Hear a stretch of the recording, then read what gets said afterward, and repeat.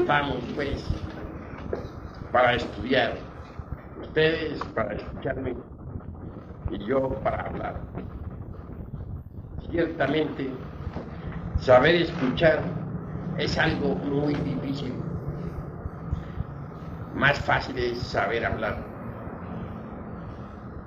Cuando se escucha, por lo común interviene un traductor dentro de nosotros, que es el yo, el ego, el mí mismo, el sí mismo. Y todo lo traduce de acuerdo con sus propios conceptos, ideas, opiniones, etcétera, etcétera, etcétera. Así que saber escuchar no es tan fácil. Ante todo, se hace necesario comprender que hay algo en nosotros que está más allá de lo meramente físico. Tenemos un cuerpo de carne y hueso.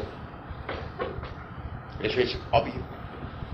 Y cualquiera acepta esa realidad. Pero muy pocos comprenden que tenemos una psicología susceptible de modificación. Hay necesidad de comprenderla si en realidad de verdad deseamos transformarnos. Quienes aceptan que tienen una psicología, de hecho comienzan a autoobservarse. Cuando alguien se autoobserva, es señal de que intenta transformarse. Nosotros necesitamos transformarnos. La vida así como está, en realidad de verdad no es muy atractiva. Nacer, crecer, envejecer y morir se vuelve demasiado aburridor. Trabajar terriblemente para existir y existir en una forma miserable no tiene caso. No solamente existen en forma miserable las gentes que tienen dinero, sino también las gentes que no lo tienen. Hay dos formas de revolcarse entre el lodo.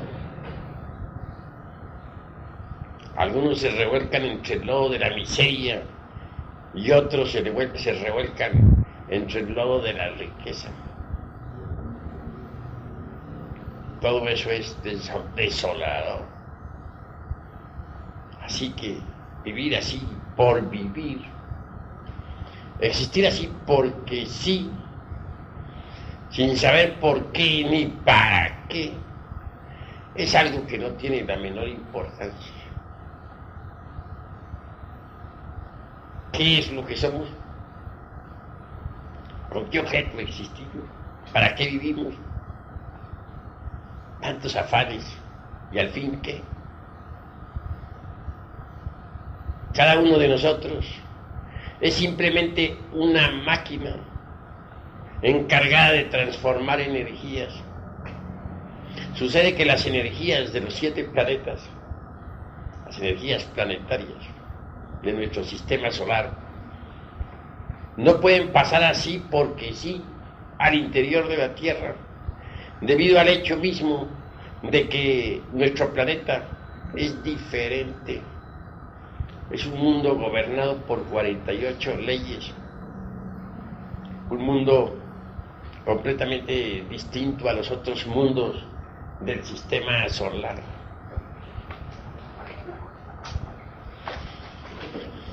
Mirar las cosas desde este punto, es claro que necesita ese sistema solar en general de canales para que la energía cósmica o universal pueda pasar directamente al interior del organismo planetario. Y no se trata de que pase únicamente, se necesita que se transforme mediante los mismos canales. Son una energía transformada y adaptada pues al organismo del planeta Tierra. Podría ser útil al mismo. Tengas en cuenta que la Tierra es un organismo vivo, que necesita existir, que tiene necesidad de las energías de la existencia, de las energías cósmicas para vivir, así como nosotros tenemos necesidad de tener energía para existir. Así la Tierra necesita de la energía para vivir y existir. Es un organismo. Pero las energías que recibe la Tierra para que pueda existir vienen de los otros planetas del sistema solar. Repito, pero como nuestra Tierra es tan distinta a los otros planetas, se necesita que esa energía se transforme para que pueda alimentar al planeta Tierra. Y no podría transformarse si no existiesen canales por donde la energía pasase. Afortunadamente esos canales existen, los hizo el Sol.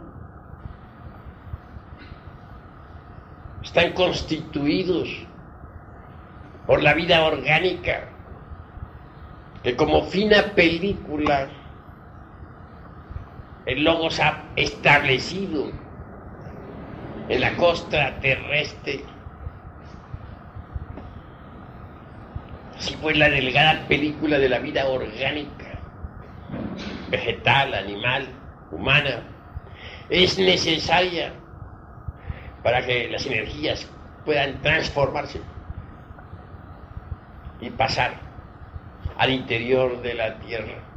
Solo así podría existir la Tierra. De lo contrario, no podría existir como organismo vivo.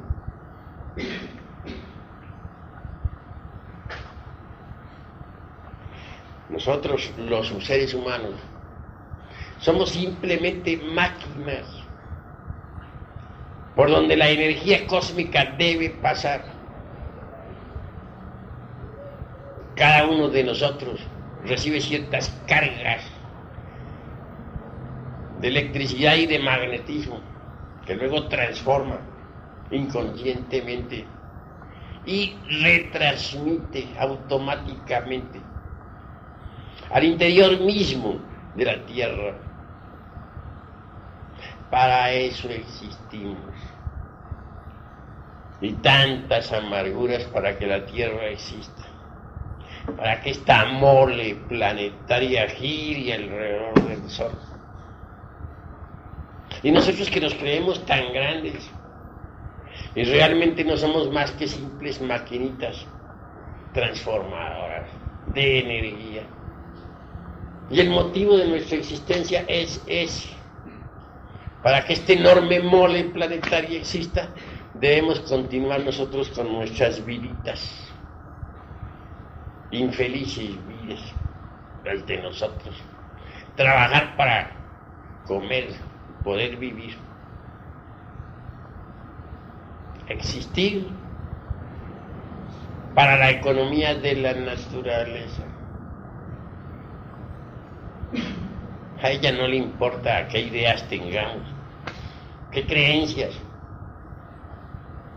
A ella lo único que le interesa es recibir el alimento correspondiente,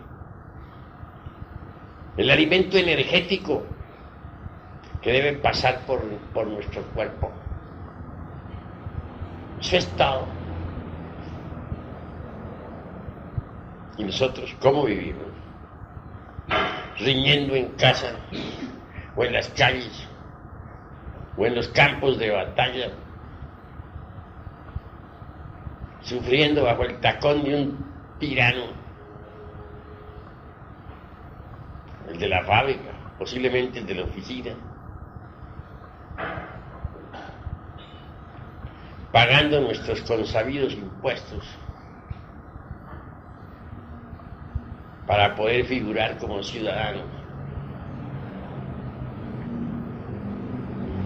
pagando una renta para que no nos pongan de patitas en la calle, etcétera. Y todo, absolutamente todo, para que esta mole pueda existir. para que este planeta pueda formar parte del concierto de los mundos, para que pueda palpitar y tener existencia. Tantas madres que sufren, cuántas adolecen de falta de alimento, algunas ni siquiera tienen la leche para sus criaturas, cuántos ancianos con sus consabidas experiencias, cuántos niños que comienzan a recibir regaños, en fin, todo para que una mole planetaria exista. Es un poco duro esto, un poco cruel, diría yo, despiadado. Y esos son nada más que eso. Si siquiera fuéramos seres humanos, algo sería. Pero ni eso. Unos pobres humanoides, intelectuales, cargando la pena de vivir. Eso es lo que somos. Parecería muy pesimista por aquello de que hay contrastes. Nos acordamos de las famosas pachangas. Reímos ante la copa, etcétera. Y nos parece que la vida tiene sus momentos felices. Y es que no sabemos nosotros entender lo que es felicidad. Confundimos a los instantes de placer con la auténtica y legítima felicidad. Obviamente marchamos por caminos equivocados.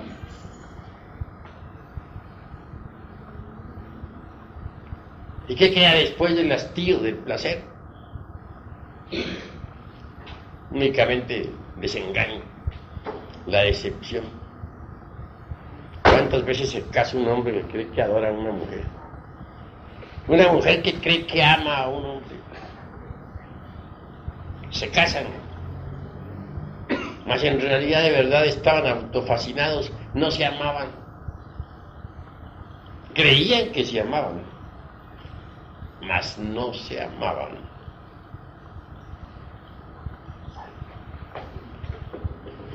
Ellos pensaban que se amaban. Lo que sucede es que se confunde el amor con la pasión. Satisfecha la pasión meramente animal. Lo único que queda en la pareja que tanto se adoraba es el asco, el hastío, la decepción. Y eso es todo. De ahí para adelante la cosa es rutinaria. Solamente se habla de cuentas de banco.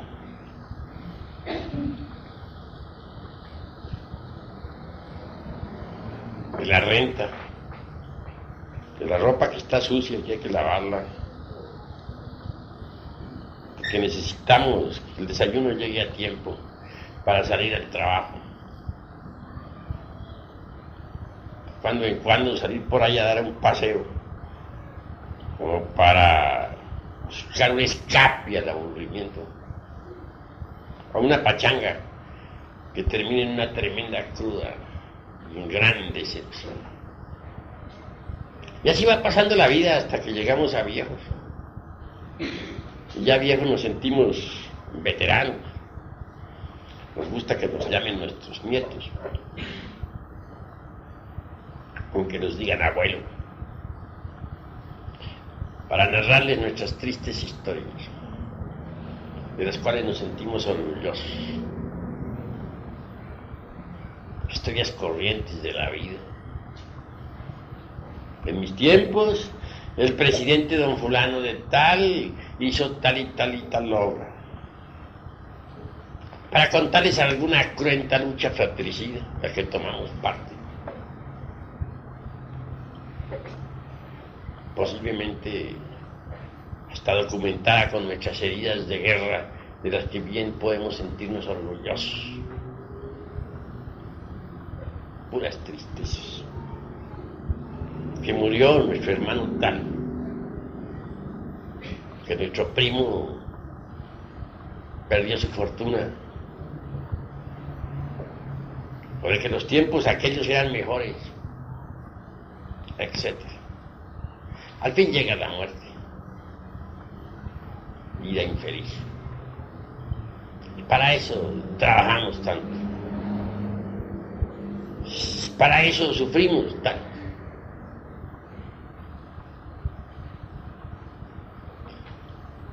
Afortunadamente en el Logos hay algo más.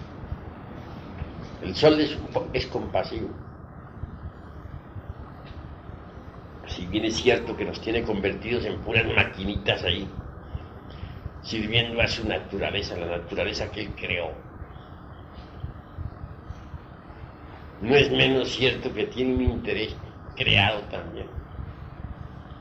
Él no va a crear una naturaleza, no va a crear una vida orgánica en la costra de un mundo que encargado de dar vueltas alrededor del sol, así porque en ningún caso tendría que él crear un planeta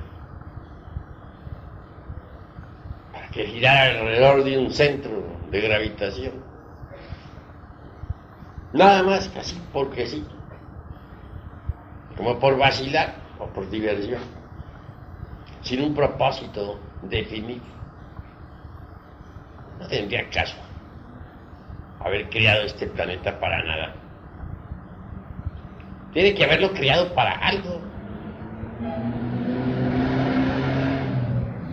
Crear para nada sería dijéramos, la tontería de las tonterías. Yo creo que ni ustedes lo harían. Ustedes no se pondrían a hacer algún aparato ahí,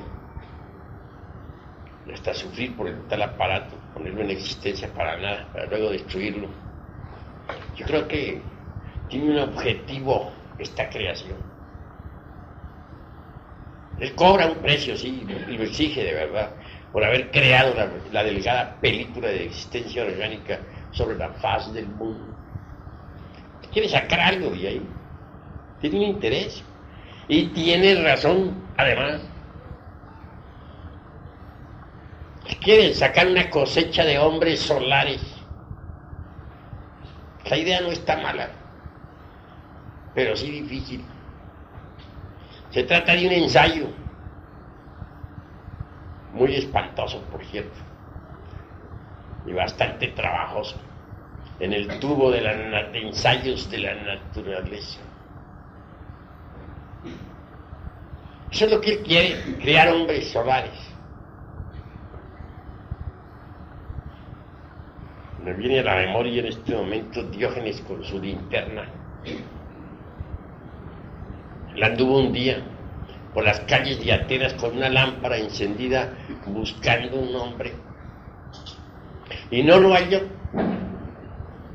Y llegaba a las casas de los sabios con la linterna. Se paseaba por las habitaciones con su lámpara, buscando en los rincones, en los patios, en los corredores. ¿Qué buscas?, le decían, Diógenes. Un hombre.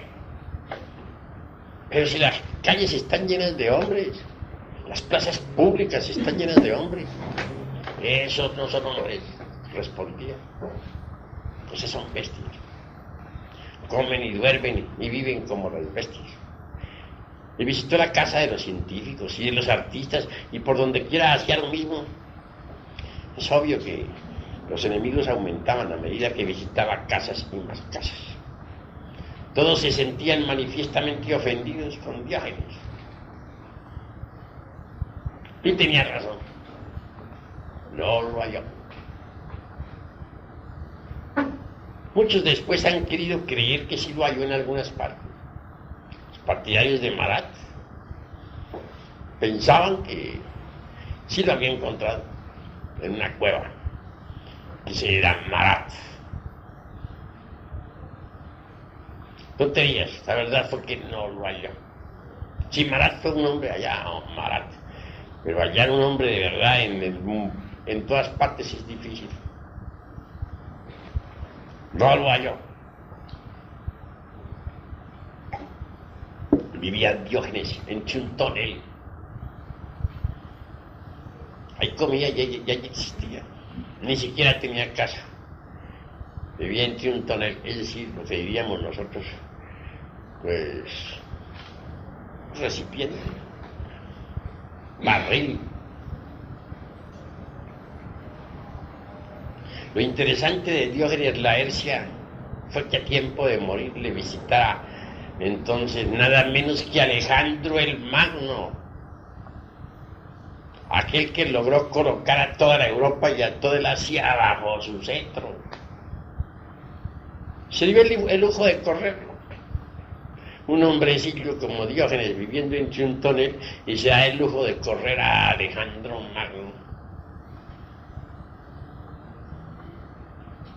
Dice en su agonía: Alejandro, retírate y déjame a solas con mi sol, es decir, con su Dios interno. Y a Alejandro no le quedó más remedio que irse. Es decir, lo puso de patitas en la calle. Un humilde hombre como Diógenes poniendo de patitas en la calle a Alejandro el Magno. Es un lujo que todos no se pueden dar, ¿verdad?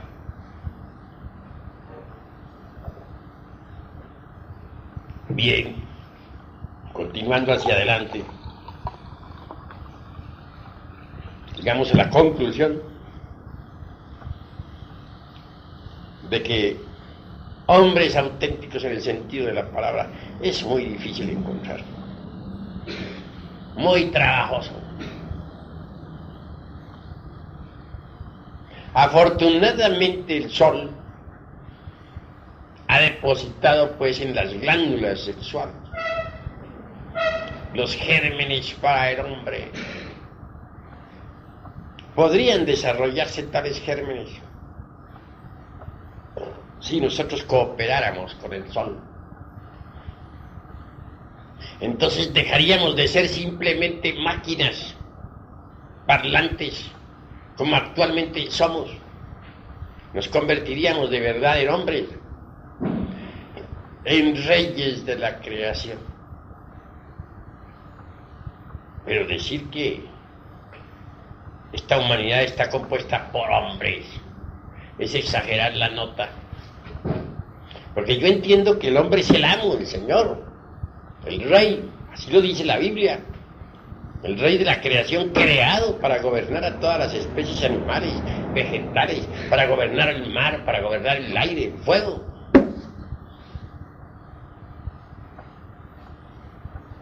Y si no es rey, no es hombre. ¿Cuál de ustedes puede gobernar los elementos? ¿Cuál de ustedes es capaz de desatar las tempestades? ¿Cuál de ustedes es capaz de destruir un incendio?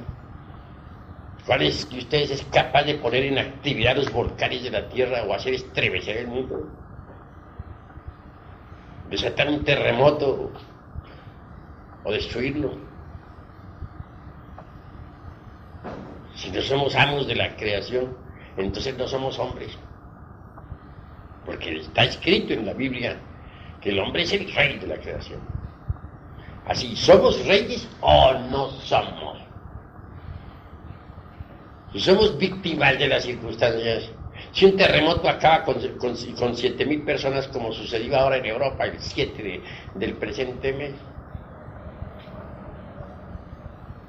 ¿en qué quedamos? Víctimas de las circunstancias. ¿Dónde están los hombres? Si pueden aplastarnos los elementos de la misma forma en que nosotros aplastamos con el pie un hormiguero, entonces ¿dónde está la característica de hombres que decimos que somos? Realmente, por mucho que presumamos de tales, en el fondo no somos más que simples animales intelectuales condenados a la pena de vivir. Pero hay gérmenes, sí, en nuestras glándulas. Gérmenes que podrían transformarnos en hombres. Esos gérmenes deben desarrollarse en nosotros y pueden desarrollarse si cooperamos con el sol y sus ideas solares. Para eso él ha creado esta raza, entre otras cosas. No solamente para que sirva a la economía de la naturaleza, sino con el propósito bien definido de sacar una cosecha de hombres solares. En tiempos de Abraham el profeta, pudo el sol sacar una cosecha hermosa de hombres solares. Durante los primeros 8 siglos del cristianismo se logró otra pequeña cosecha. En la Edad Media unos pocos. Actualmente se está haciendo el último esfuerzo. Porque como quiera, esta humanidad perversa del siglo XX se ha vuelto enemiga de las ideas solares, terriblemente materialista, mecanicista y lunar en un 100%. El sol hace el último de sus esfuerzos. Trata de sacar ya de perdida una cosecha pequeña de hombres solares. Luego, sacar la cosecha destruirá la raza, porque ya no le sirve para su experimento. ¿De qué sirve esta raza ya? Ya no tiene caso que exista. Ya no le sirve a sus experimentos. Gentes que ya no tienen ningún interés en las ideas solares, que solamente piensan en las cuentas de banco, en los flamantes automóviles, en las actrices de Hollywood, gentes que solamente quieren satisfacciones pasionarias, sexuales, drogas, etc. No sirven ciertamente para los experimentos del sol. Gente así debe ser destruida. Y eso es lo que va a hacer el sol, destruir esta gente. Y creará una nueva raza, en continentes nuevos que surgirán del fondo del mar. Los actuales continentes antes de poco estarán en el fondo de los océanos. Los palacios del gobierno, las casas municipales, las ricas mansiones servirán de guarida a los peces y focas. Es la realidad. Tierras nuevas habrán de surgir del océano, donde incuestionablemente habrá gente nueva, una raza especial, distinta, que pueda servir para el experimento solar. Esa es la realidad de los hechos. Y hablo en tiempos angustiosos, en tiempos en que las gentes ya no creen en el fin del mundo, en tiempos en que las gentes solo dicen comamos y bebamos, porque mañana moriremos. En tiempos en que las gentes solamente se preocupan por las cuentas de banco, por el qué dirán, por el dice que se dice, por la última moda, por la droga o por la lujuria. Hablo pues esto con un solo propósito, de invitarles a la reflexión. Es posible desarrollar los gérmenes solares. Sí, ahí están. Para que el hombre nazca en nosotros en la misma forma en que la mariposa nace dentro de la crisálida. Mas ante todo se necesita de la disponibilidad al hombre. Si no existe la disponibilidad al hombre, no puede nacer el hombre dentro de nosotros. Ahí están los gérmenes, pero pueden perderse. Y lo normal es que se pierdan. Son muy difíciles, son gérmenes muy difíciles de desarrollo. Necesitamos que esos gérmenes se desenvuelvan. Y solo podrían desenvolverse tales gérmenes solo podrían desarrollarse tales gérmenes si nosotros cooperáramos con el sol.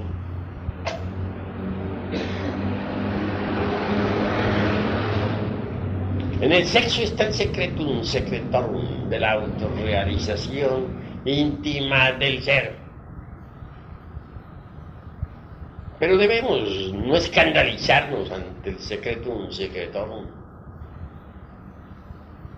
Cuando se piense en sexo, la gente se acuerda únicamente de sus vicios, de sus lascivias, de sus inmundas fornicaciones, de sus abominables adulterios.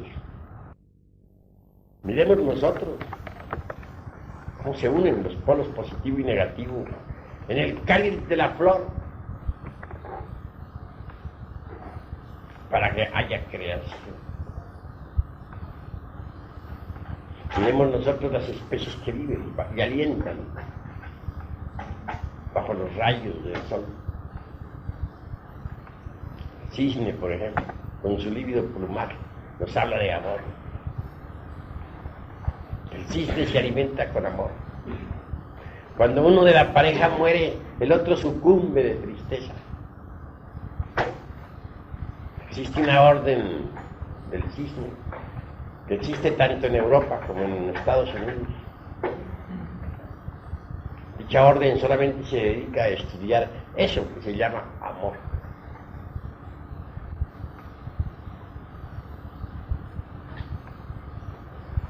Obviamente, el amor fluye del fondo mismo de la conciencia. Es un funcionalismo del ser. Es una energía cósmica y trascendental. Para que haya amor, se necesita que haya afinidad de pensamientos, afinidad de sentimientos, preocupaciones mentales idénticas. El beso es la comunión mística de dos almas, ávidas de expresar en forma sensible lo que interiormente viven. El acto sexual en sí mismo es la consustancialización del amor en el realismo psicofisiológico de nuestra naturaleza. Veremos un anciano enamorado, se rejuvenece, todas sus glándulas trabajan mejor, que las energías que fluyen del fondo de la conciencia activan esos pequeños microlaboratorios que se llaman las glándulas endócrinas. Entonces ellas producen mayor aflujo, mayor poder, mayor cantidad de hormonas. Dichas hormonas invaden los canales sanguíneos y viene el proceso de reconstrucción, revitalización celular. Aquí vale la pena reflexionar en eso que se llama amor, en eso que se llama sexo, porque sexo y amor están íntimamente relacionados, ya que, repito, el acto sexual es la consustancialización del amor en el realismo psicofisiológico de nuestra naturaleza. ¿Cuán grande es el amor? Solo las grandes almas pueden y saben amar. Obviamente no debemos confundir el amor con la pasión, como ya lo he dicho. Gracias, pues, al amor, al sexo, a esa fuerza extraordinaria que fluye en todo lo que es, en todo lo que ha sido, en todo lo que será. Pueden reproducirse las criaturas incesantemente. Pueden existir las flores, los frutos, sobre la faz de la tierra. Pueden multiplicarse todos los seres. Así pues que mirar al sexo con asco, considerarlo tabú o pecado, motivo de vergüenza o disimulo, es una blasfemia. Equivale a escupir francamente en el santuario del tercer logos.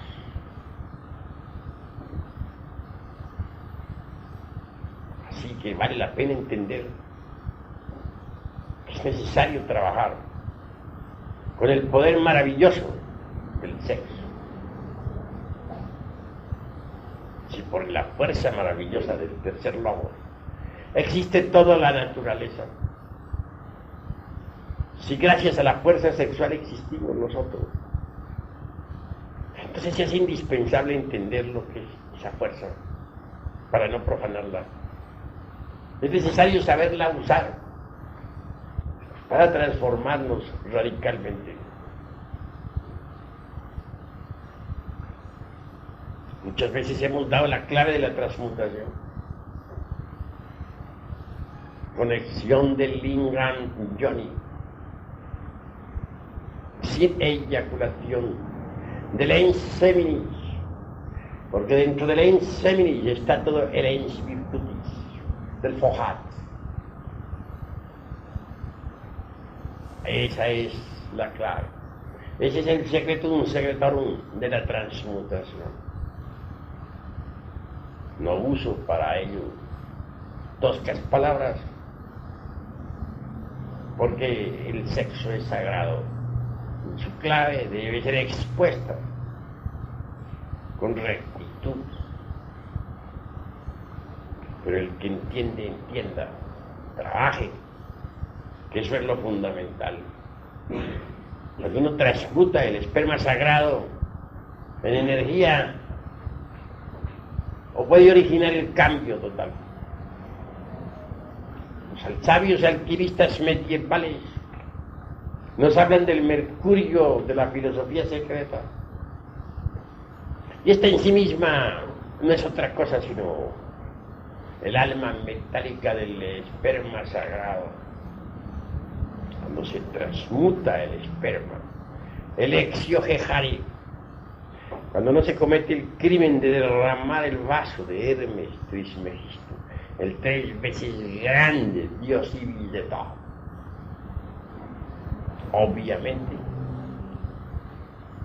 se fabrica mercurio, el mercurio de los sabios, que no es otro que la energía creadora que sube al cerebro. Pero ese mercurio tiene que pasar por fases definidas antes de que pueda ser útil. Y eso lo saben los alquimistas. Saber preparar el mercurio es indispensable. En principio las aguas mercuriales son negras como el carbón, putrefactas, inmundas. Muchos alquimistas pierden su tiempo, porque jamás blanquean las aguas de la vida. Y no las blanquean sencillamente porque no saben refinar el sacramento de la Iglesia de Roma. Este sacramento hay que entenderlo. Si ustedes leen la palabra Roma a la inversa, ¿qué diría? Amor, ¿verdad? Si ustedes las sílabas las cambian, en lugar de Roma, ponen la frase al revés, dice amor. El sacramento de la Iglesia del amor está siendo profanado por muchos neófitos. Trabajan toscamente en la forja de los cíclopes, rudamente, brutalmente, pasionalmente, pero no refinan su trabajo y las aguas permanecen negras. Cuando se comienza a refinar el trabajo, tales aguas se vuelven blancas, inefables. Entonces se tiene el derecho a usar la túnica blanca de Ptah, de la castidad. Mucho más tarde, cuando las aguas se vuelven amarillas, son ya útiles para que puedan ser fecundadas por el azufre. El azufre es el fuego. El fuego encerrado pues en nuestros órganos creadores. El fuego que al mezclarse con el mercurio, es decir, con la energía sexual, asciende victorioso por el canal medular hasta el cerebro. El ascenso del fuego sagrado es extraordinario. El primer centro que se abre es el de la iglesia de Coxis, o la iglesia de Filadelfia, en el hueso Coxis, y que nos da el poder sobre el elemento tierra. El segundo centro que se abre está a la altura de la próstata y nos da poder sobre las aguas tormentosas del océano. El tercer poder que se abre está a la altura del ombligo, y el poder que se nos confiere sobre el elemento fuego. Podemos entonces poner en actividad los volcanes de la tierra. El cuarto poder que se abre está a la altura del corazón y nos da poder para entrar y salir del cuerpo a voluntad, o para poner el cuerpo en estado de gira. Nos confiere el señorío sobre el elemento aire. El quinto centro que se abre está en la laringe creadora, que nos permite hablar en síntesis y escuchar las sinfonías del cosmos. El sexto poder está a la altura del entrecejo y nos confiere la divina clarividencia, facultad que nos permite ver los mundos superiores. Y el séptimo centro que se abre está en la glándula pineal, nos confiere el poder de la polividencia, ver en todas las regiones del espacio infinito. El mercurio mezclado con el azufre abre todo eso. Cuando el mercurio se mezcla con el azufre, es decir, con el fuego, se vuelve rojo, como la púrpura. Desgraciadamente, repito, muchos son los que permanecen estancados, porque no refieren el sacramento de la Iglesia de Roma.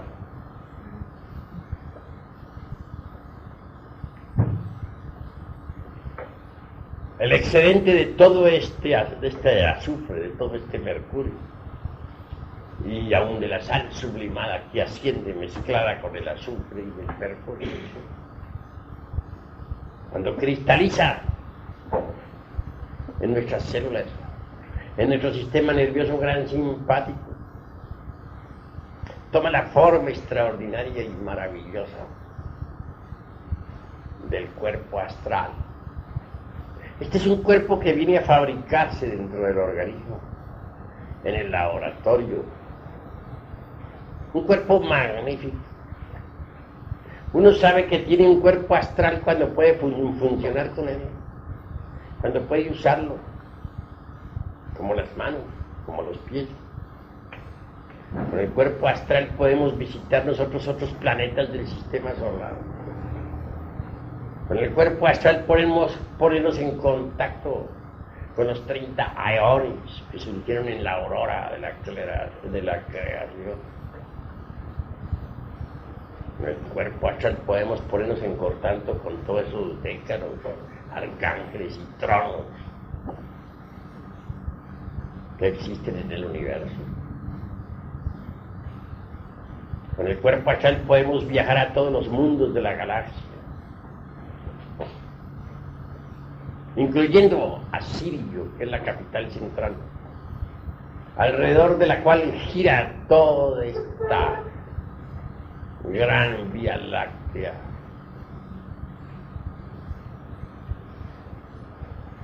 Está prohibido, sí, ir más allá del sol central sirio. Quiero que ustedes sepan que Sirio es el centro fundamental de la galaxia. Todas las constelaciones de la Vía Láctea, todos los sistemas solares, y hasta nuestros sistemas solares en el que vivimos y alentamos, giran alrededor de Sirio. Él es el centro de gravitación de todos esos mundos, incluyendo al nuestro.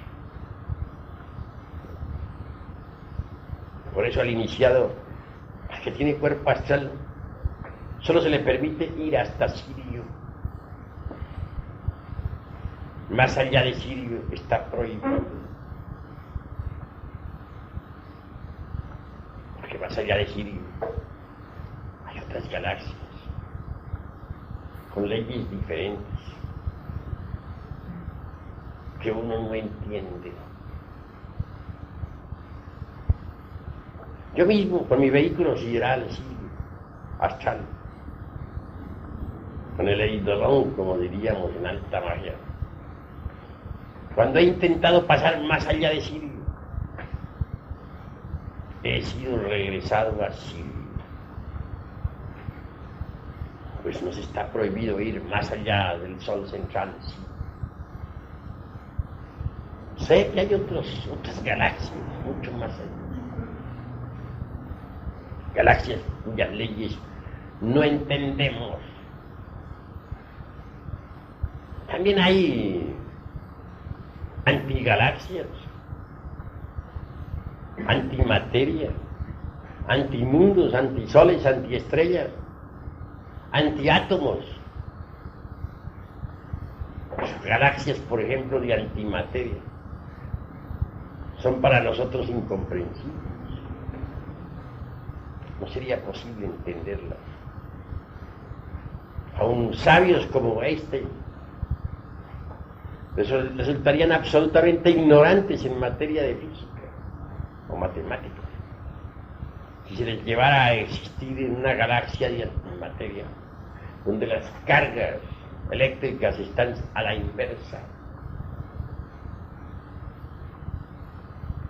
¿Cómo entender nosotros eso?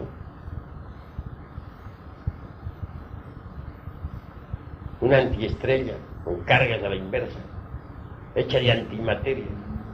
No es posible que la entendamos. No existe en nuestros textos de física.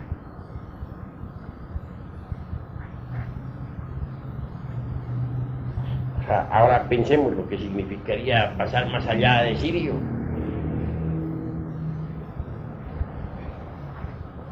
A manejar leyes que no podemos entender, que no hemos estudiado en nuestra galaxia. Estaríamos prácticamente indefensos. Quedaríamos convertidos en leños llevados por el borrascoso océano. Aun poseyendo un cuerpo astral, no seríamos más que míseros leños. Así es el infinito.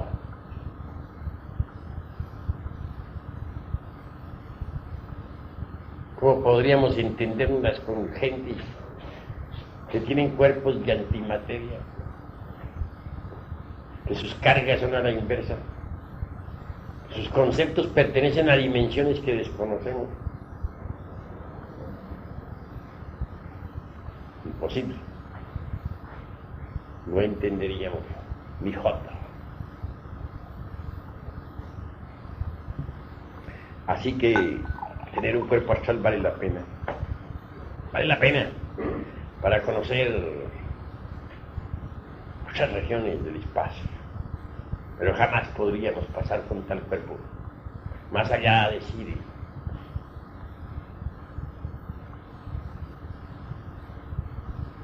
Una vez que nos hemos dado el lujo de crear dicho vehículo, se hace indispensable crear también el cuerpo mental. Si es que queremos ser hombres con una mente individual. Porque por hoy no tenemos una mente individual. Tenemos muchas mentes. Si pensamos en que cargamos en nuestro interior al ego, al mí mismo de la psicología experimental, y que éste existe en nosotros de forma pluralizada. Indubitablemente cada uno de sus elementos tiene su propia mente. Hay dentro de nosotros, pues, muchas mentes. Cada mente tiene sus ideas, cada mente tiene su criterio. El yo de la ira tiene sus ideas, su criterio, su documentación, se justifica, tiene su lógica para argumentar, o para defender, o para situar. puede perfectamente defenderse ante un tribunal con una inteligencia sorprendente para decir: yo tenía razón, maté a ese hombre porque había cometido tal y tal delito. El yo de la lujuria también tiene su lógica. Podría presentarse ante el mejor de los tribunales y con textos de fisiología en mano autodefenderse. Podría hacer muchos argumentos. Podría decir que la lujuria es una función natural del ser humano. Todo lo que existe debe desenvolverse sexualmente. Podría decir que él no tenía lujuria. Lo que tenía era... Es que lo que hacía era que se estaba desarrollando dentro de la función erótica. Que eros es natural que exista en nosotros.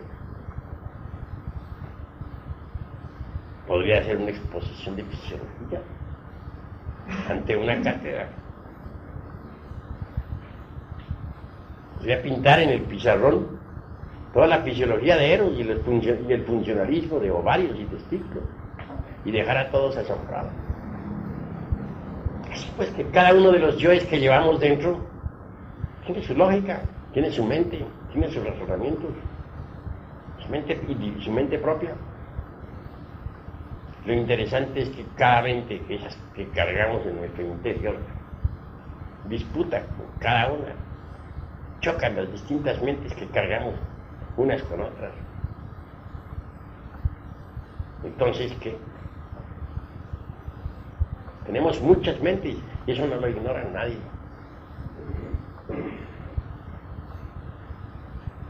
Necesitamos crear la mente individual. Pero esta no se podría crear si no transmutáramos el esperma sagrado en energía. Obviamente con la transmutación se fabrica eso que se llama mercurio. Y es con el mercurio de los sabios con el que podemos nosotros cristalizar en nuestro interior, formar, organizar, crear la mente individual. Cuando alguien posee un cuerpo mental individual, puede aprehender, capturar, asimilar toda la ciencia del universo. También puede usar el vehículo mental para viajar por el sagrado espacio, de mundo en mundo. Con la mente individual se puede penetrar en el Devachan, es decir, la región mental superior del cosmos y de la naturaleza. La mente individual resulta espléndida, formidable, maravillosa.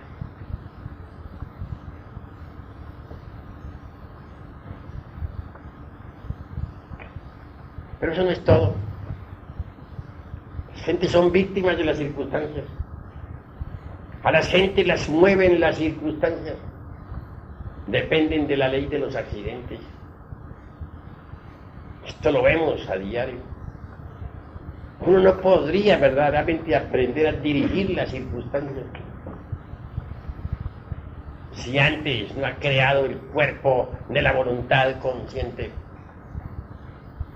Cuando uno fabrica tal cuerpo, obviamente ya no es esclavo de las circunstancias. Puede dirigirlas intencionalmente. Se convierte en amo, en señor. Y ese cuerpo solamente se fabrica con el mercurio de los sabios. Es la resultante de la transformación o transmutación de la energía creadora. Ya con los cuerpos astral, mental, causal y teniendo un físico espléndido, nos damos el lujo de recibir nuestros principios anímicos y espirituales y nos convertimos en hombres de verdad, en hombres reales. El cuerpo causal es el último de los vehículos que hay que crear. Podría decirles a ustedes que el hombre causal es el hombre verdadero. En el mundo de las causas naturales encontramos al verdadero hombre, el hombre causal. Da gusto, pero en la región de las causas naturales, al hombre causal. Así los vemos trabajando por la humanidad. Los hombres causales son verdaderos bodhisattvas, en el sentido trascendental de la palabra. Bodhisattvas que trabajan bajo la dirección del Padre, que está en secreto. Cada uno obedece a su Padre, porque hay tantos padres en el cielo cuantos hombres en la tierra. Cada uno de nosotros tiene su Padre, que está en secreto. El hombre causal se desenvuelve bajo la dirección del Padre y vive en el mundo de las causas naturales. Es el verdadero hombre. Al hombre lo causal, al hombre real, al hombre en el sentido más grande de la palabra, lo encontramos en el mundo de las causas naturales. Es esa región donde se escuchan las sinfonías del cosmos. Es en esa región donde escucha uno las melodías de la vida universal. Es en esa región donde venimos a hallar el karma. Porque en esa región trabajan los señores de la ley.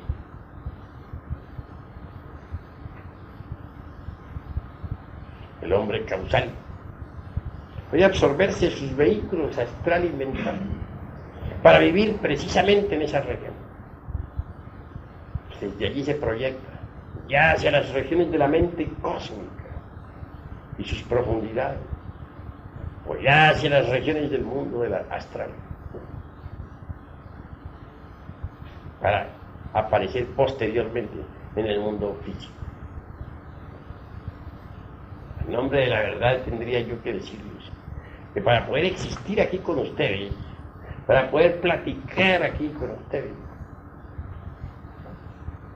necesito proyectarme en lo personal desde el mundo causal, porque yo tengo mi centro de gravedad en el mundo de las causas naturales. Desde aquí me proyecto hacia el mental,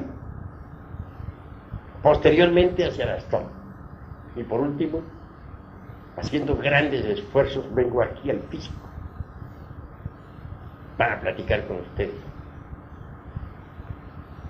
Pero estoy platicando con ustedes por concentración, porque mi centro de gravedad está en el causal.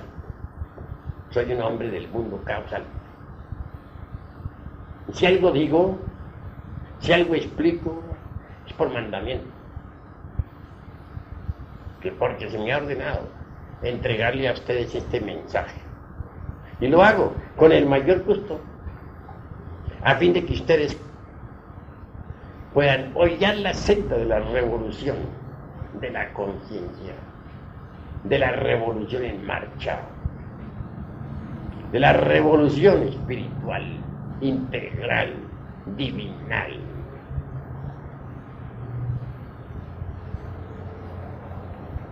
Quiero pues que entiendan que el hombre es lo que cuenta y que el sol tiene interés en crear hombres. El sol desea una cosecha de hombres solares y trabaja febrilmente en estos momentos para lograrlo.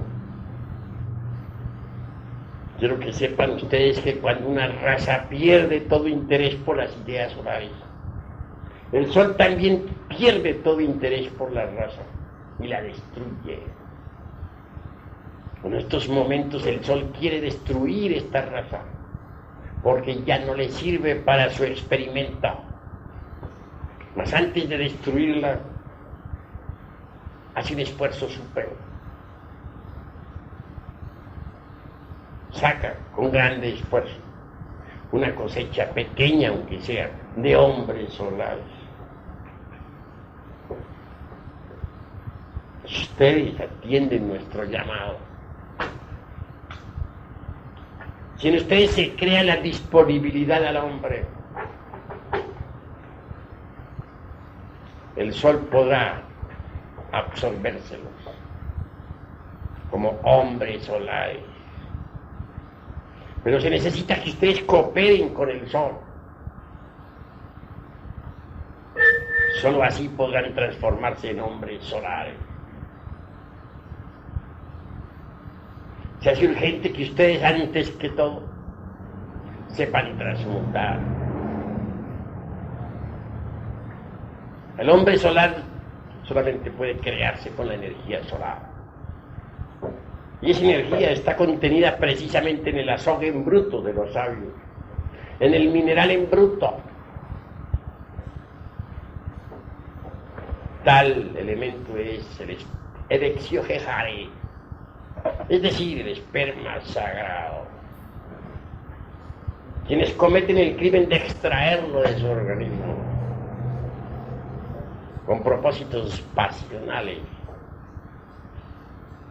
se alejan demasiado del sagrado sol absoluto y se hunden definitivamente en los mundos infiernos hasta su desintegración final. Para que los gérmenes del hombre puedan desarrollarse en el organismo, se necesita que sean tocados por los rayos o emanaciones que vienen del sagrado sol absoluto. Sin tales emanaciones los gérmenes permanecen infecundos y degeneran e involucionan espantosamente hasta la muerte segunda. Que las ondulaciones cósmicas que vienen del sagrado sol absoluto puedan tocar los gérmenes del hombre,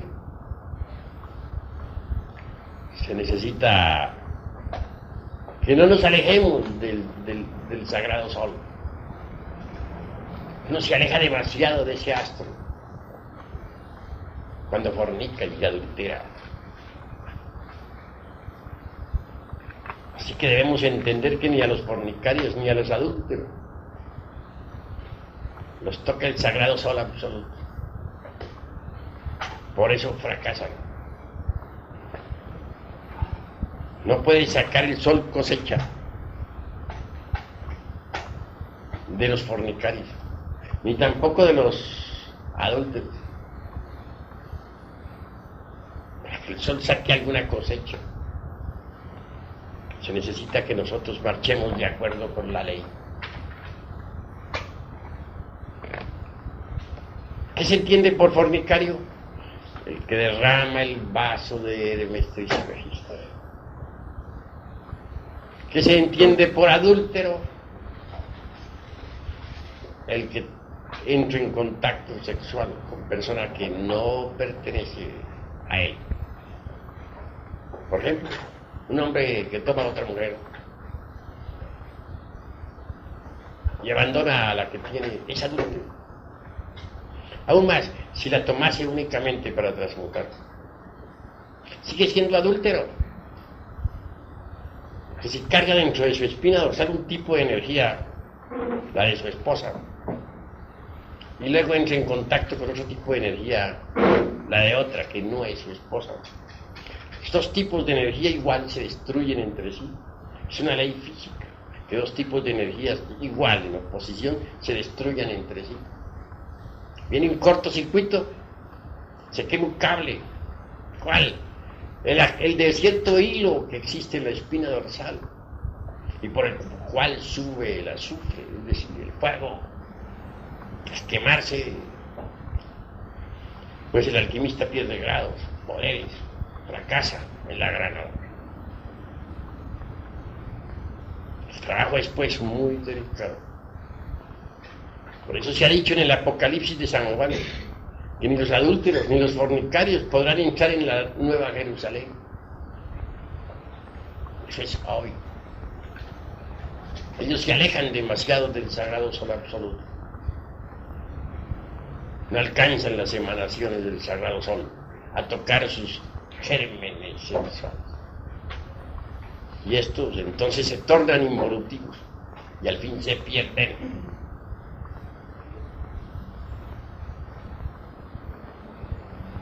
Quien quiera cooperar con el sagrado sol absoluto debe poseer aún facultades extraordinarias. No debe haber perdido la capacidad de asombro, ni tampoco debe haber perdido la capacidad del remordimiento. El que no es capaz ya de asombrarse por nada, jamás tampoco puede acercarse a lo nuevo. El que no es capaz de sentir remordimiento por sus malas acciones, incuestionablemente marcha por el camino del fracaso. Hay gentes que ya no sienten remordimiento por nada. ¿Pero qué es el remordimiento? Cuando el ser, cuando las partes superiores del ser se enfrentan ante el sagrado sol absoluto, ven la realidad. Y si sus partes inferiores marchan por el camino equivocado,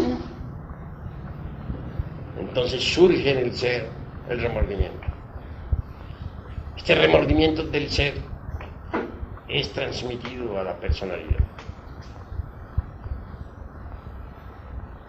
Pero cuando ya alguien no puede sentir remordimiento por nada, es señal de que se alejó definitivamente del ser, porque solo el ser puede sentir remordimiento. Y quien ya no es capaz de sentir remordimiento está muy lejos del ser, de su propio ser y de las distintas partes del ser, porque el ser tiene distintas partes autónomas y autoconscientes. ¿Qué podría esperarse de alguien que ya no siente remordimiento? Ese alguien es seguro candidato para el abismo y la muerte segunda.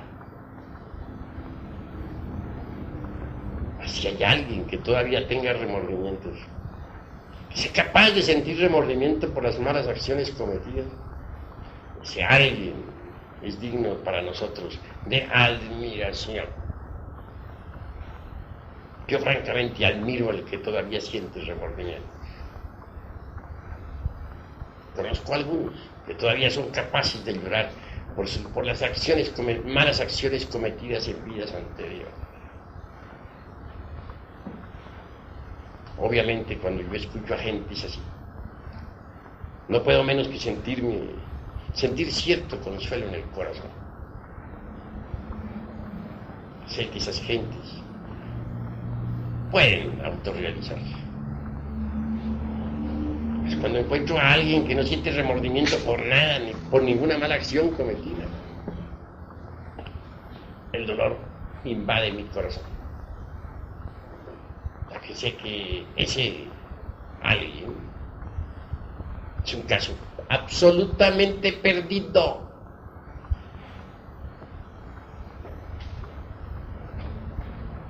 Esa es la cruda realidad.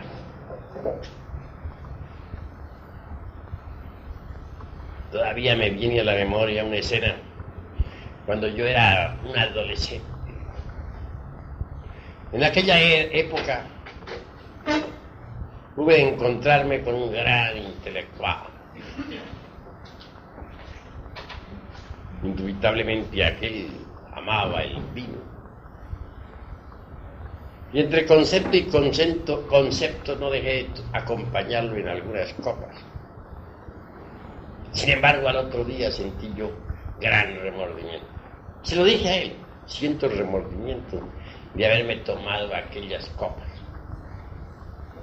Respuesta: yo sí no siento remordimiento.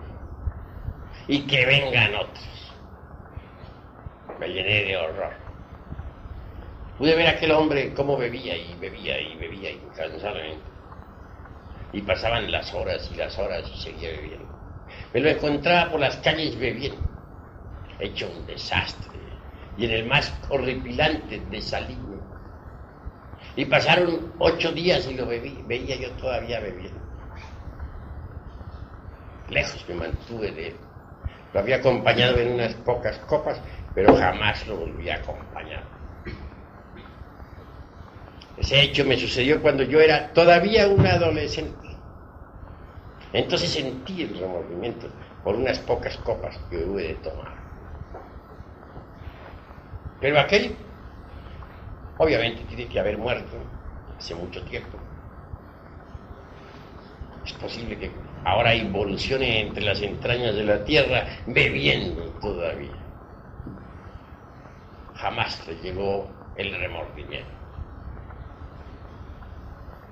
Quien no siente remordimiento es un caso absolutamente perdido. Fracasa inevitablemente. Así, mis queridos amigos, damos final a esta plática, pero también damos oportunidad de concluir nuestra reunión contestando preguntas. Todos aquí tienen libertad para preguntar lo que quieran preguntar en relación con el tema expuesto, sin salirse del tema, por motivos de orden. Si alguien tiene que preguntar, pregunte. El que quiera decir algo, dígalo. El que no esté de acuerdo, exponga por qué no está de acuerdo. Es libertad de palabra. Yo no soy un dictador de los conceptos.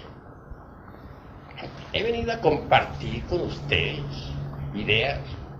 Y creo que entre todos, trabajando, podremos descubrir muchas cosas útiles. Así que hay libertad para decir lo que se quiera decir y para refutar lo que se quiera refutar. Maestro, ¿por qué usted siempre se refiere generalmente al hombre únicamente? Cuando digo hombre, incluyo a la mujer, porque escrito está que ella es varona, porque ha salido de la costilla del varón. Siempre que se dice nombra al hombre, obviamente se incluye dentro del hombre a la mujer. Pues la mujer es la otra parte del hombre. Eso es obvio. De manera que no las he dejado a ustedes fuera de casa. ¿Algún otro hermano tiene algo que preguntar? En un viaje astral, ¿cómo se puede viajar de varios planetas? ¿Se podría viajar a un cuerpo humano? Con cuerpo astral se puede viajar a cualquier mundo del espacio infinito, pero está prohibido por los cosmocratores al animal intelectual equivocadamente llamado hombre salirse de su mundo con el cuerpo físico. Los viajes interplanetarios son para los hombres, no para las bestias intelectuales. Pero resulta que las bestias han levantado la torre de Babel, quieren escaparse por puertas falsas. Por ese motivo serán fulminados, serán castigados. El animal debe estar en su jardín zoológico. El jardín zoológico del animal intelectual es el planeta Tierra. Ahí vive y ahí debe existir.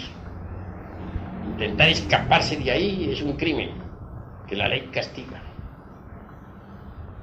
Quienes actualmente están inventando cohetes para viajar a Marte están completamente equivocados. Podrán hacer unos cuantos intentos y al fin caerán todas las estrellas del intelecto. Serán fulminados por la ley. Los viajes cósmicos, repito, no son para los animales, sino para los hombres, en el sentido más completo de la palabra. Puede uno también poner su cuerpo en estado de ginas, meter el cuerpo físico dentro de la cuarta vertical para viajar, pero jamás debe intentar llevarse su cuerpo a otros mundos, porque esa es una falta de respeto a la divinidad. Eso es todo. ¿Alguna otra pregunta? El hombre real o el hombre rey al que hace mención la Biblia lograba estos viajes, tenía estos conocimientos. La Biblia no es del pasado, es del presente. Y el Génesis tampoco es del pasado únicamente, corresponde al presente. Actualmente necesitamos nosotros vivir el Génesis en la alquimia, separar las aguas inferiores de las superiores. Y las superiores deben pasar por muchas transformaciones antes de que sean útiles. Y las inferiores deben volverse cristalinas.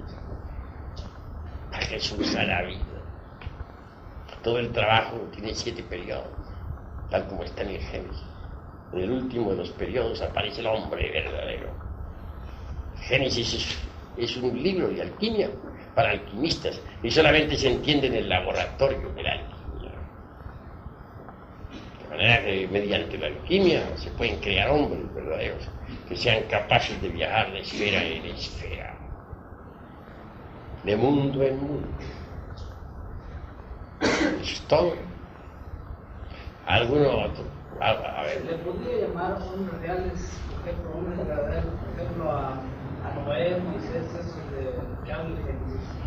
Sí, en cuanto al patriarca Noé, pues él es el mismo Manu Vaivasvata, el gran hombre solar que condujo al pueblo atlante hasta la meseta central de Asia, llamada Tíbet, el que sacó a los hombres de la faz resplandeciente, de la faz amarilla, del continente sumergido, antes de que éste se hundiese entre las embravecidas olas del océano. Moisés. Y todos esos otros patriarcas que cita la Biblia son hombres en el sentido más completo de la palabra. Hombres solares. ¿Alguna otra pregunta? No, quería decirle así sobre una especie de declaración. Dice Roxanne Rampa que durante los sueños viajamos en el mundo astral, pero inconscientemente. Dice, yo lo que quiero hacer una diferenciación. Cuando uno está durmiendo, sí es un sueño, lo dije, ahorita en un plano activo, pero cuando uno está en el lecho, es pasivo. Quisiera saber si el cuerpo físico se queda soñando y aparte anda en astral, el cuerpo, unido, como dice por el cordón. Claro está que el cuerpo físico durante el sueño reposa en su lecho. Lo que se escapa del cuerpo físico es el ego, normalmente, ya que las gentes todavía no poseen un cuerpo astral. El ego viaja entonces por distintos lugares de la tierra, vive distintas escenas, dramas, comedias, tragedias, que transmite por el cordón de plata hasta el cerebro. La transmisión se hace inconsciente. El cerebro en este caso parece una pantalla de televisión. Así funciona, así se desenvuelve. Y repite exactamente lo que el ego transmite. En la televisión vemos nosotros lo siguiente. Es transmitidas las imágenes desde la central. Son transmitidas a través del espacio. Las ondas, imágenes llegan pues a los aparatos televisores y estos repiten exactamente lo que se ha transmitido desde el centro de televisión. En forma similar diríamos que el cerebro es la pantalla de televisión que recibe las imágenes exactamente tal como son transmitidas por el ego, tal como él las vive. La verdad que el cerebro no hace sino reflejar lo que es una pantalla de televisión, una pantalla que repite exactamente, que recibe con exactitud matemática las ondas que le llegan del ego. No importa dónde esté el ego, así podría estar en Marte o en Júpiter. La transmisión televisora se realiza y el cerebro como aparato de televisión, como pantalla recibe. Sí, pues. Sí, del astral no lo tenemos construido todavía. La gente no ha fabricado cuerpo astral. Lo que tienen las gentes es el ego. Lo que poseen es el ego. Y dentro del ego está embotellada la esencia, la conciencia. Así las gentes viven fuera del cuerpo físico inconscientemente. Andan como sonámbulos. No saben que están en el mundo astral. Pero todo lo que viven, inconscientemente lo transmiten a la pantalla televisora. Y esta lo refleja con plena exactitud. Tal pantalla es el cerebro. A ver.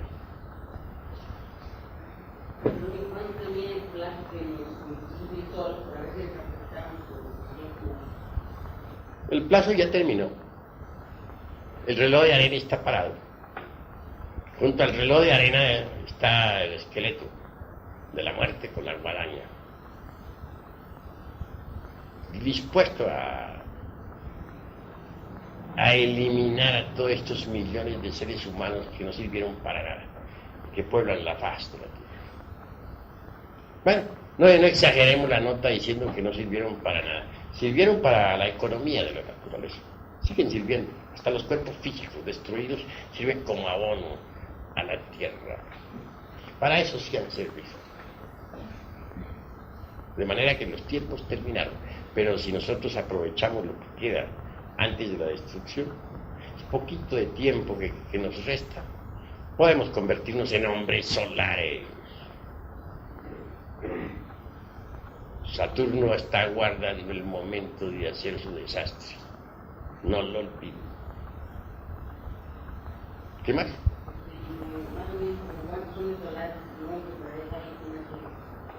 Pues un puñadito. Yo no me he puesto a contarlos. Yo sé que hay un pequeño puñado y eso es todo. Hay que aumentar la cantidad, eso sí. Ya que el Sol se ha preocupado por trabajar, ya que ha creado la vida orgánica sobre la superficie del mundo, bien merece su cosecha. Bien ganada, bien merecida. Si un hombre siembra café, tiene derecho a cosecharlo. Y si siembra su maíz, tiene que cosechar su maíz. Y si siembra su frijol, pues tiene que cosechar su frijol. Voy a preguntar aquí a mi hermano. Perdón, si yo quisiera hacerle dos preguntas. Habla. Son ideas que tengo, pero no sé si hay errores en ellas, por eso se las digo para que usted las corrija. Bueno. Una, como estudiante de medicina, me interesa el hombre, pero hay dos cosas. Me interesa el animal intelectual, que es el que somos, y me interesa el hombre también, de lo que usted habla. Me he fijado que se ve el organismo desde el punto de vista intelectual, pero aún en ese punto de vista se encuentran elementos que componen el organismo que muchas veces su función no está perfectamente bien definida, pero que son capaces de proyectarse fuera de ese cuerpo, como es el caso de la telepatía. Yo creo que, no sé si está en el error, pero creo que estamos en una era, en una época en la que se han unido tantas razas, principalmente aquí en América, que somos mestizos, somos mezcla de razas, que se ha unido en sí cierta esencia de enzimas o de sustancias de todo organismo y que están funcionando actualmente como no funcionaban con la misma exactitud, se están manifestando ahora, como es el caso de telepatías, clarividencias, etcétera, etcétera. Creo yo que es una etapa en la cual la cuestión del ser, o sea, lo oculto, empieza a dejar de ser oculto para manifestarse como ser, en su oculto y en su físico. Bueno, con mucho gusto daré respuesta a tu pregunta. Eres estudiante de medicina, pero tienes que saber una verdad. Y es que la ciencia o los científicos actuales nunca han conocido verdaderamente al organismo humano. Todos ustedes, los estudiantes de medicina, son víctimas de una ilusión. Creen que conocen el cuerpo humano, pero no lo conocen. ¿Podría yo hacer afirmaciones insólitas ante la Facultad de Medicina? Mas estoy absolutamente seguro de que las rechazarían de plano. Porque el estudiante de cualquier facultad, no hablo exclusivamente de la Facultad de Medicina, es un robot programado. Y si se le hace una pregunta y si se le da un concepto que esté fuera del programa, como no está programado para esa afirmación, está fuera del programa, obviamente la rechaza porque no está dentro del programa del robot. A un robot cualquiera de los que existen en el mundo, tú puedes hacerle preguntas, pero no vayas a hacerle preguntas que estén fuera del programa, porque el robot no está programado para preguntas que estén fuera del programa. Lo mismo sucede con la Facultad de Medicina. Tiene su programa, cada estudiante, cada profesor, cada doctor, en fin, cada autoridad es un robot programado. Si yo le digo, pues, a cualquier robot programado de eso, que el cuerpo humano puede cambiar de figura en estado de ginas, que puede tomar la figura de un animal o de una planta, obviamente a lo único que me expongo es a que me llevan tomatazos y huevos podridos. ¿Por qué? Porque el robot ese no está programado para recibir ese tipo de datos. Y lo que esté fuera del programa es considerado absurdo. Sin embargo, la cruda realidad es que el cuerpo humano puede hacerse invisible. Puede pasar a otra dimensión de la naturaleza y del cosmos. Puede tomar otra figura. Claro, el robot no lo acepta, porque el robot no está programado para recibir esos datos. El robot responde: brujería, hechicería, jajajaja, eso no sirve, tomates, huevos podridos contra el conferencista. Siglo medioevo. Naturalmente, porque el robot no está programado para recibir tales datos.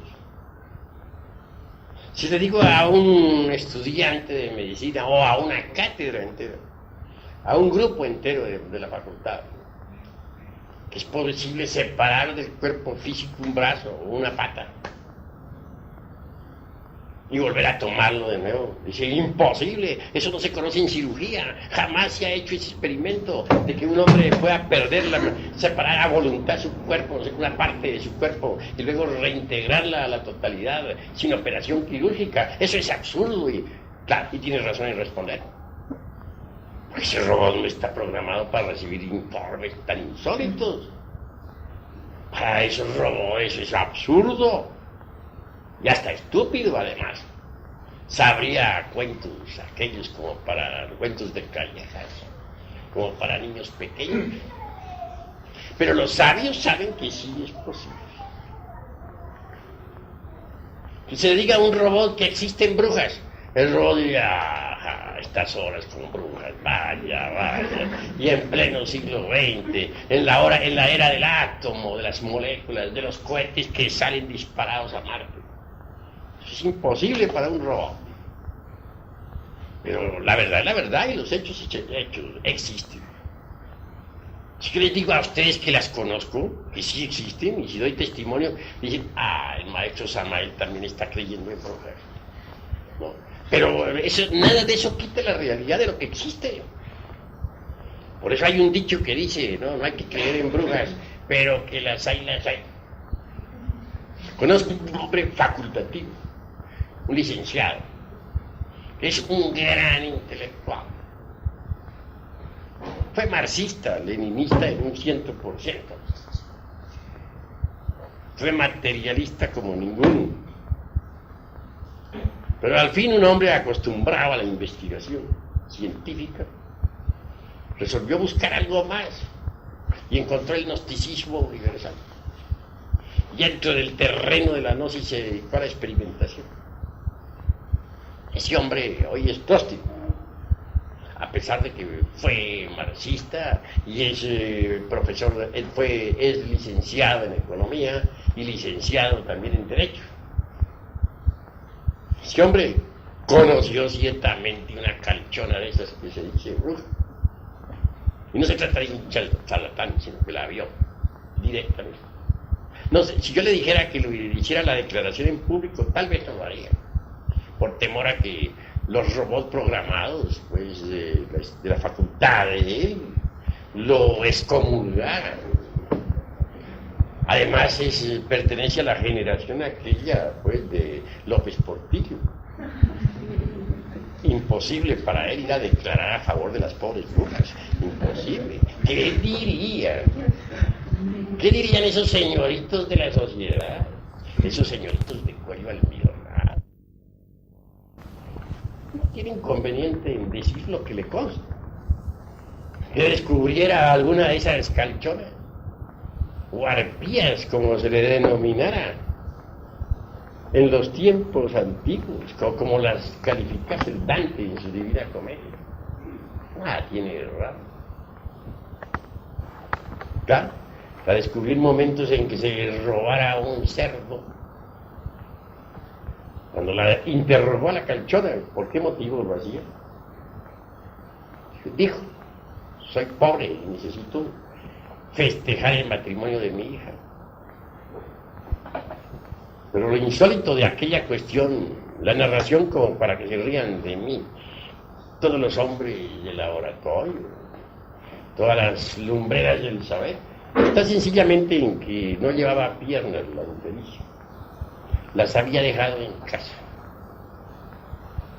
Él no le ocasionó ningún daño, y la calchona pudo llevarse felizmente a través de la cuarta vertical el cerdo aquel para su famoso banquete.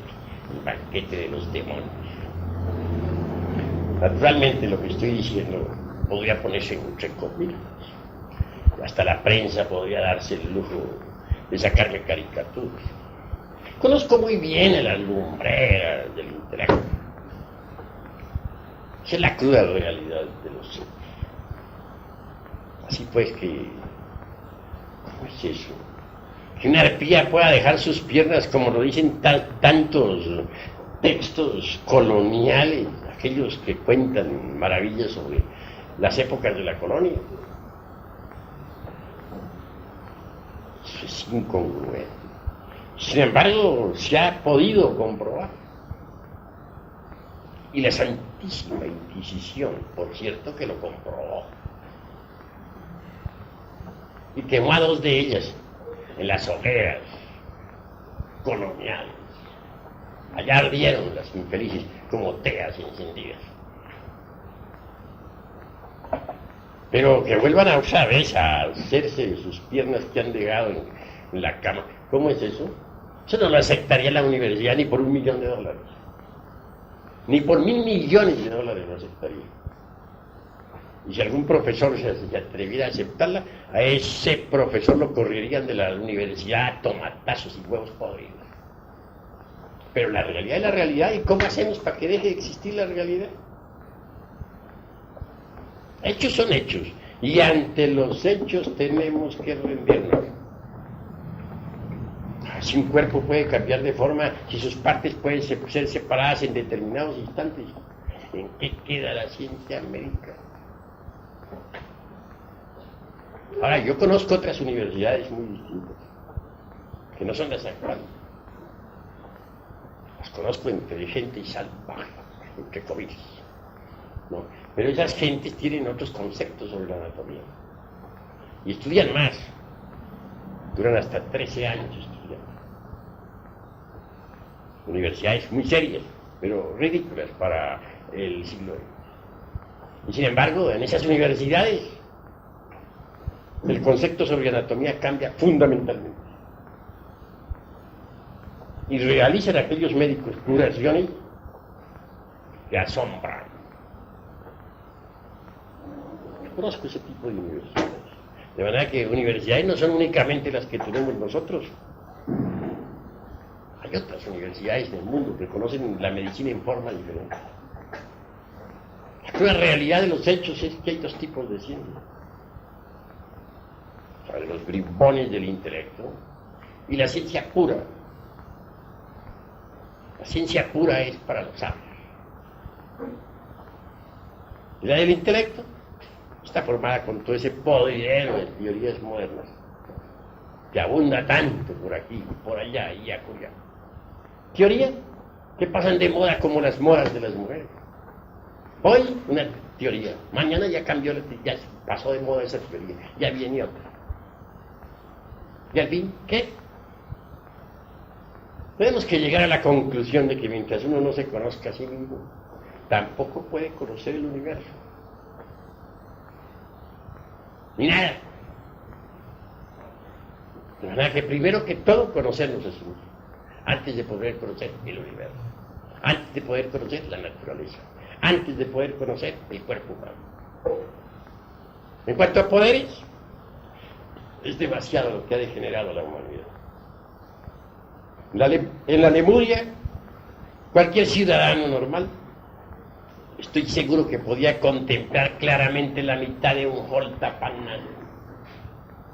¿Y qué se entiende por un Holtapanay? Un Holtapanay es la totalidad de los colores del mundo, del sistema solar y del universo. Después, mucho más tarde, ya en la Atlántida, los ojos humanos no podían percibir ni siquiera la mitad de las tonalidades del color, sino un tercio. En Babilonia todavía los pintores podían disponer para sus pinturas, para sus trabajos, de algunos millares de tonalidades del color. Hoy apenas si percibimos los 7 colores del prisma solar y algunas pocas tonalidades. La vista está degenerada. Raros hoy son los que tienen una vista regular, no buena, sino regular. Que en la Lemuria se usaban 201 vocales, ¿okay? 300 consonantes y 51 vocales, que eran debidamente articuladas. Fue degenerando la capacidad del lenguaje. Y hoy apenas si usamos nosotros el alfabeto del idioma que hablamos. El olfato en Babilonia fue extraordinario. Había una escuela que se dedicaba precisamente al estudio del olfato, del sentido del olfato. Claro, fue cancelada, sellada, porque aquellas gentes tenían una capacidad olfativa tan extraordinaria que podían mediante el olfato descubrir los turbios negocios del gobierno, incluyendo las mordidas, entre paréntesis. Total, el rey la canceló. Así pues, venimos en procesos de degeneración. Los hombres de la Lemuria podían hablar en el orto purísimo de la divina lengua que como un río de oro corre bajo la selva espesa del sol. Entonces, con ese lenguaje se podía hablar a los elementales del fuego, de los aires, de las aguas, de la tierra, y los lemures tenían poder sobre los elementos. ¿Hoy qué? En nuestra torre de Babel solamente hablamos en lenguas que ya no tienen ese poder. Hemos involucionado, los poderes que otrora tenía la humanidad se perdieron. Actualmente ahí se suceden a nuestro alrededor miles de fenómenos físicos, ya no hablo psíquicos, sino físicos, y que la humanidad no es capaz de percibir. Con la conciencia dormida, el humanoide solamente percibe 1/millonésima parte de todos los fenómenos que se suceden a su alrededor. Óiganlo bien, 1/millonésima parte de fenómenos físicos es lo que alcanza a percibir la conciencia del humanoide. multitud de fenómenos físicos que a nuestro alrededor suceden y que no son percibidos ni por los mejores científicos de las facultades. Entonces lo que hay ahora es involución, degeneración, de la cual solamente es posible salir mediante la transmutación sexual y la disolución del ego animal. Esa es mi respuesta. A ver, hermano. Como máquina, me pregunto y ya me contesto. Me he preguntado muchas veces sobre el eslabón perdido que tantos hombres de ciencia han buscado en el Yeti, el Tíbet, etc. Hace poco me contesté que el eslabón es el sol interno que debemos despertar en Dios y el perdido son cada uno. Quiero que ustedes... Mira, voy a decirte una tremenda verdad. Existe por ahí entre las inquietudes intelectuales del mundo el famoso problema aquel del hombre y del mono. Algunos sostienen que el hombre viene del chango, otros que el chango viene del hombre. ¿De cuándo se agita la opinión pública con el mismo problema y luego duerme nuevamente miles de años? Es por oleadas. Hay épocas en que la gente le entra la fiebre por ahí. Vuelven a la misma cosa, a saber quién viene de quién. ¿Y cuál es el eslabón que une al hombre con el chango, con el mono? El famoso eslabón perdido.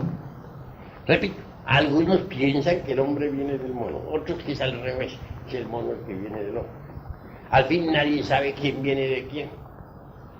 Mas la cruda realidad de los hechos es que en la época de la Lemuria, sobre todo a fines, en la época dijéramos post-lemúrica, algunos animales intelectuales se cruzaron con ciertas bestias de la naturaleza, ciertos elementos masculinos, se cruzaron con bestias femeninas, y de ahí resultó cierto tipo de monos, simios. Después, cuando la Atlántida se sumergió entre el fondo del océano, quedaron aisladas en algunas regiones de la Tierra ciertas mujeres, que a su vez también se cruzaron con bestias masculinas. Y ya desde ahí resultó otro tipo de chango, de monos, simios, orangutanes, etc. De manera que la cruda realidad es que esa clase de simios, los monos, los changos, los orangutanes, los gorilas, vienen de la raza humana. Si pudieran hablar en nuestro lenguaje y hacer un mitote de todos esos changos que están encerrados en Chapultepec, en México, podrían bien decir: nosotros somos los hijos de ustedes, nosotros los representamos a ustedes, nosotros somos el resultado de sus barbaridades, nosotros somos el resultado de sus bestialidades, nosotros los acusamos a ustedes porque ustedes nos dieron la vida. Perversos, vagabundos.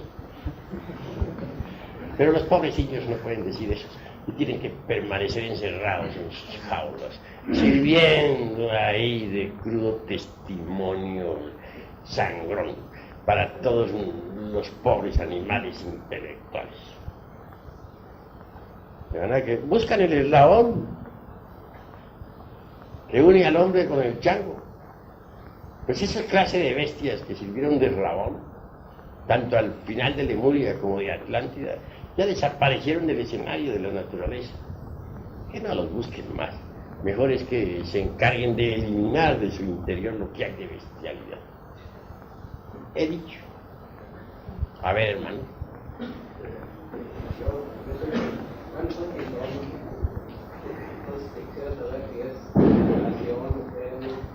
Repite, que no puse atención. Repito, ¿no? Ajá. Entonces queda saber qué es concentración, ¿no? Porque cerramos los ojos, ya no tiempo buscando la respiración, no tiempo siquiera. Por ejemplo, figura, quisiera Yo estoy ayudando. Que es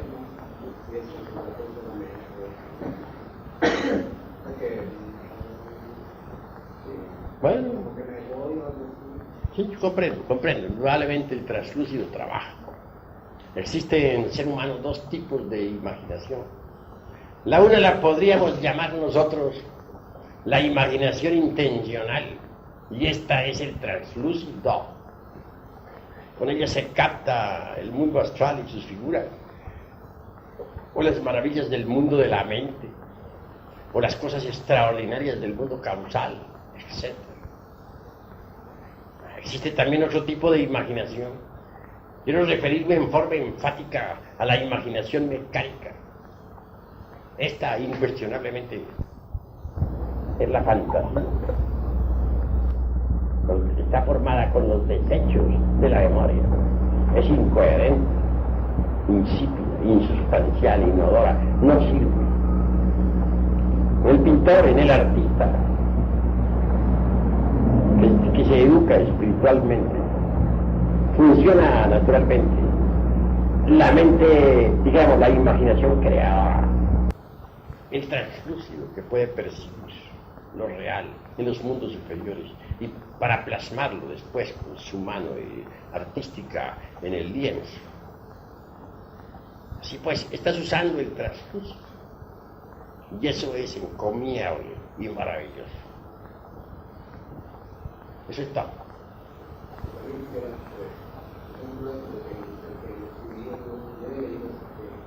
Ellos persiguen la conquista del mundo material, inclusive se hace con la gente sea más, o sea que si predican según eso, sea una gente, y es algo espiritual que va a quitarle todo, no es cierto. No debemos pronunciarnos contra ninguna raza, porque los judíos es un pueblo como cualquier otro pueblo en el mundo. Y en un pueblo hay de toda clase de gentes. Las hay buenas, las hay malas, las hay creadoras, las hay destructoras, lo hay de todo. De manera que pronunciarnos contra un pueblo sería absurdo. Eso es todo.